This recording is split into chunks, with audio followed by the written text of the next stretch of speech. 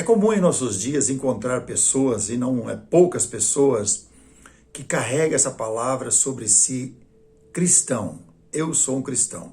É uma palavra bonita, uma palavra que traz assim um alívio em nossas vidas, mas ao mesmo tempo é uma palavra que traz um peso, porque ela está trazendo sobre si aquela pessoa que segue Cristo, que segue os ensinos de Cristo.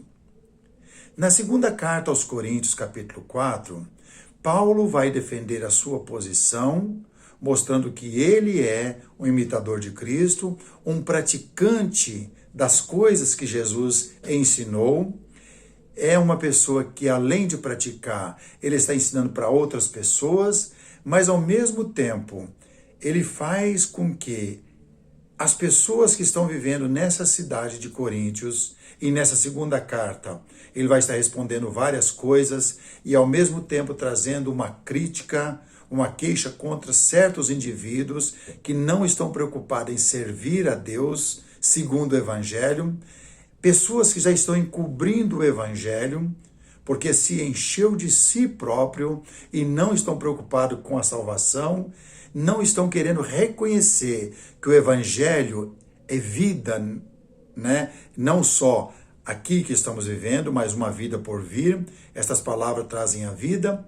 E Paulo começa a questionar e mostrar para essas pessoas que estão cheias de si que eles estão errados e eles estão usando uma tática diabólica. Na verdade, ao invés de obedecer o Evangelho de Cristo, estão obedecendo ao adversário de Cristo, ao adversário de Deus, que é o Deus desse século, o Deus com D minúsculo, o Deus que encobre o Evangelho para que a luz não resplandeça na vida do ser humano, na vida do homem para morar com Deus. No versículo 1 dessa segunda carta aos Coríntios, versículo 1 do capítulo 4, ele diz: pelo que tenho este ministério, segundo a misericórdia que nos foi feita, não desfalecemos. Pelo contrário, rejeitando as coisas que por vergonhosas se ocultam, não andando com astúcias, nem adulterando a palavra de Deus, antes nos recomendamos a consciência de todo homem na presença de Deus pela manifestação da verdade. Mas, se o nosso Evangelho ainda está encoberto, é para os que se perdem que está encoberto, nos quais o Deus deste século cegou o entendimento dos incrédulos, para que não lhes resplandeçam a luz do Evangelho da glória de Cristo, o qual é a imagem de Deus. Parando um pouco, por que é que Paulo está falando dessa forma, uma forma até bastante áspera, com os coríntios naquela época? Porque eles estavam levando sobre si a palavra de cristãos, mas nesse momento não estavam seguindo a Cristo como deveria seguir.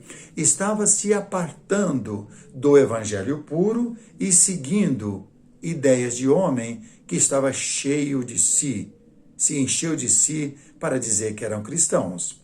O que Paulo diz no versículo 2, que nós não estamos andando adulterando a palavra de Deus ou ocultando a revelação de Cristo.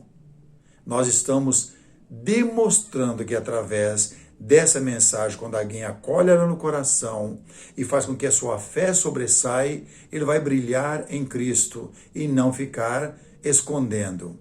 Ele cita o ponto que o Deus desse século cegou o entendimento dos incrédulos. Pois bem, você pode me perguntar, mas eu carrego a palavra cristão e eu sou um cristão. Pois bem, como é que a pessoa carrega uma palavra de um discípulo de Cristo, um cristão, e não segue Jesus Cristo como deve?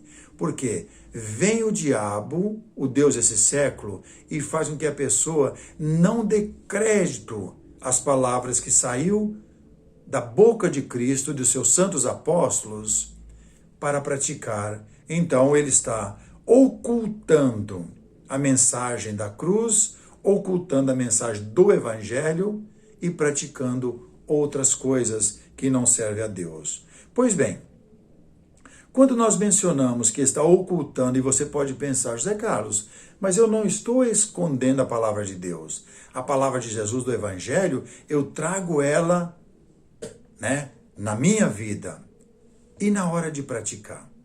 Quantas pessoas hoje dizem que é um cristão verdadeiro e nunca aceitou o batismo nas águas para nascer de novo da água e do Espírito? Quantas pessoas dizem que é um cristão, mas não está participando da ceia como Jesus ensinou? O suco da videira. Quantas pessoas dizem que é um cristão, mas não está praticando as coisas do Evangelho, estão praticando outras coisas que não vêm do Evangelho. Então, é isso que Paulo fala, que o Deus desse século, prestou atenção no versículo 4? Nos quais o Deus deste século cegou o entendimento dos incrédulos. Quando você não dá crédito no que Jesus ensinou, você está obedecendo ao Deus deste século. E você pode pensar, não, mas eu sou um cristão verdadeiro. Você está praticando o Evangelho? Ou você entrou na onda dos insubordinados que não se preocupam com o Evangelho puro e tanto faz qualquer Evangelho para ele, serve para estar ensinando e pregando? O Evangelho foi deturpado. Então, o Deus deste século cegou o entendimento dos incrédulos. Quando você não pratica, você mostra incredulidade nas coisas que Jesus revelou. Tem muitas pessoas fazendo isso, muitas pessoas, e acham que vai chegar aos céus. Ele menciona que para que lhes não resplandeça a luz do Evangelho, o Evangelho pelas metades, o Evangelho mascarado, o Evangelho puro ficou. Então, o Deus desse século cegou o entendimento dos incrédulos para que não lhes resplandeça a luz do Evangelho, da glória de Cristo, que foi revelado no Evangelho, o qual é a imagem de Deus.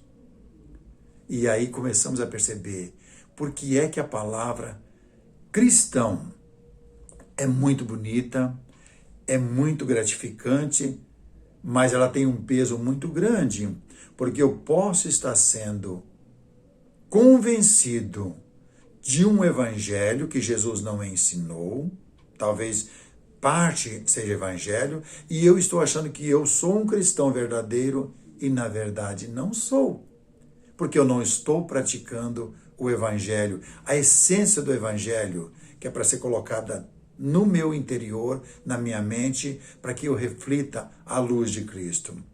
Aí ele completa no versículo 5 e 6, porque não nos pregamos a nós mesmos, mas a Cristo Jesus como Senhor e a nós mesmos como vossos servos, por amor de Jesus.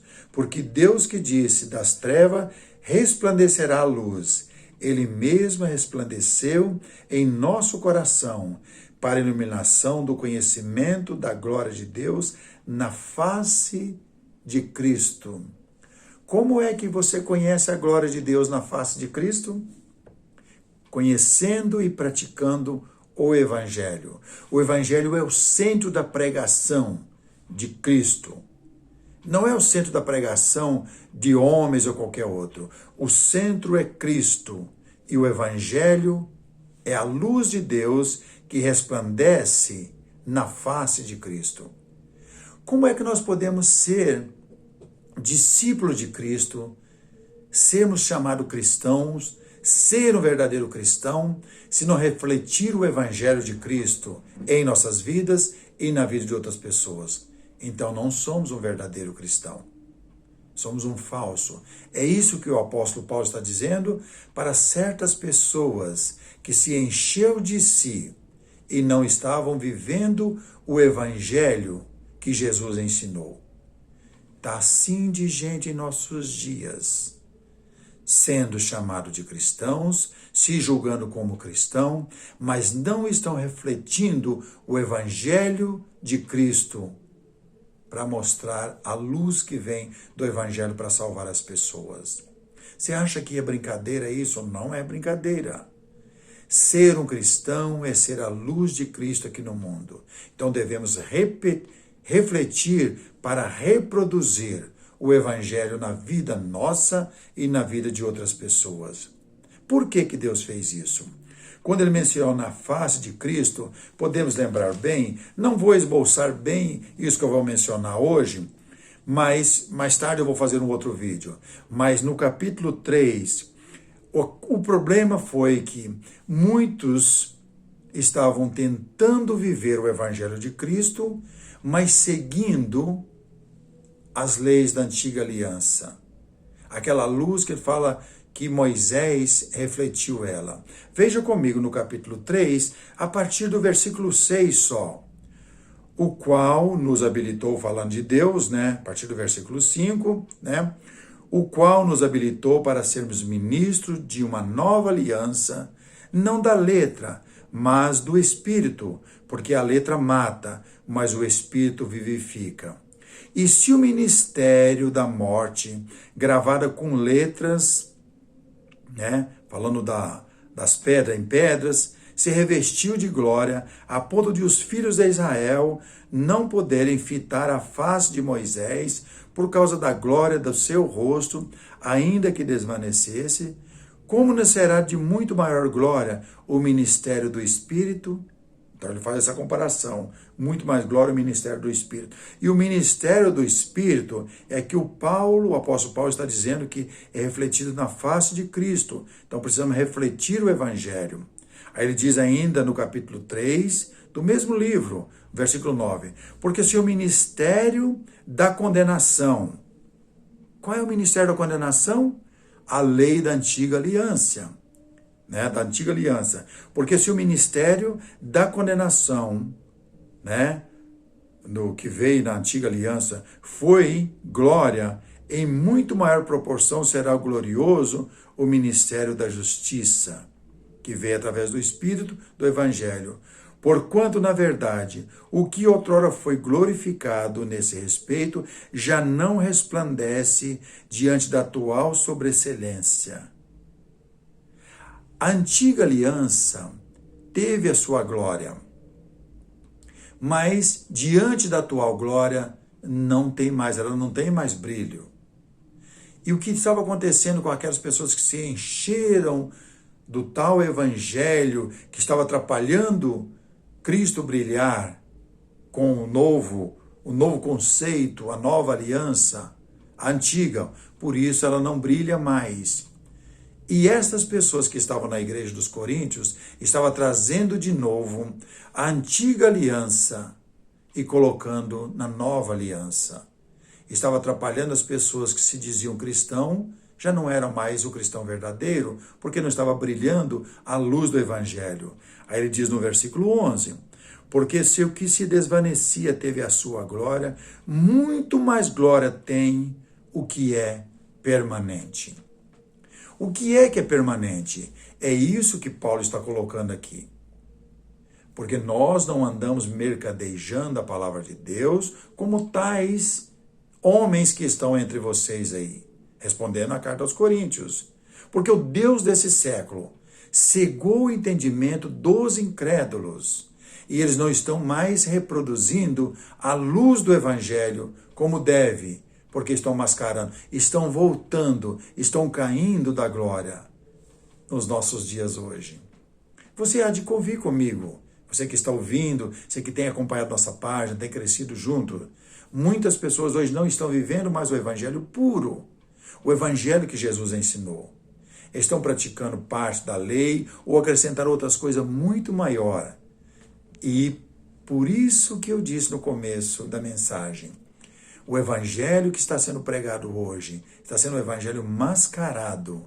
E as pessoas estão se dizendo que eu sou um cristão e, na verdade, já estão longe de Cristo.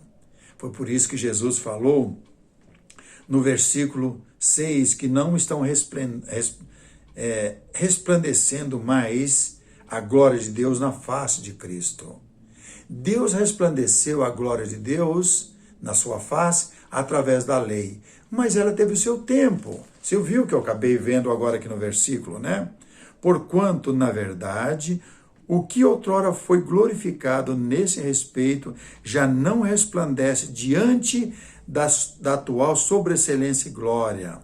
Porque se o que desvanecia teve a sua glória, muito mais glória tem o que é permanente.